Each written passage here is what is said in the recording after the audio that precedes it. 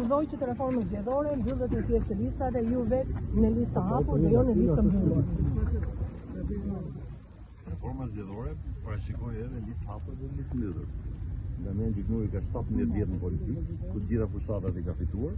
Kështu që për mua, unë të gjitha gratë i kam bërë sikur kam qenë majoritar, pasi kam qenë drejtues politik me objektiva konkrete që gjithmonë i kam realizuar. Kështu që për mua rikthimi në Vlorë është një mundësi e mirë, është një qark që unë kam dhënë shumë, kam lidhje shumë të forta dhe kam kënaqësi të kthehem prapë aty ku mund ndërpre jeta politike për shkak të delegimit të funksioneve të mia në Elbasan apo si sekretar i përgjithshëm. Kështu që e mirëpres garën, uroj suksese të gjithë dhe të gjithë kandidatëve të Partisë Socialiste. Zoti Gjiknuri, në listat e hapura në listat e mbyllura të Partisë Socialiste ka emra jo me kontribut shumë të madh të Partisë Socialiste. Ndërkohë shumë emra të rëndësishëm, politikanë të karrierës janë në listë hapur. Është e drejtë kjo formulë kryes socialistit Edi Rama?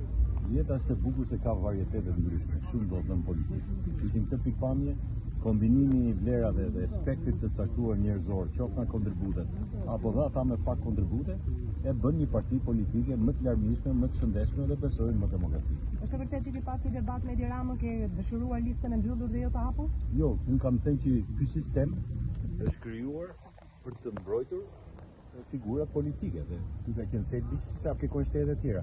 Megjithatë Edi Rama, kryetari i partisë, është njëri që guxon, eksperimenton dhe mendoj që edhe kjo formulë mund të jetë shumë e suksesshme dhe pse jo, ne të arrijmë një rezultat më të mirë se sa e tjera. Zoti Gjiknuri, keni 17 vite në politikë. Çfarë do bëni zoti Gjiknuri nëse nuk do të vini në politikë? Ja do marrë vite që të rinë vetëm zotin Bilik Bashi për reformën zgjedhore?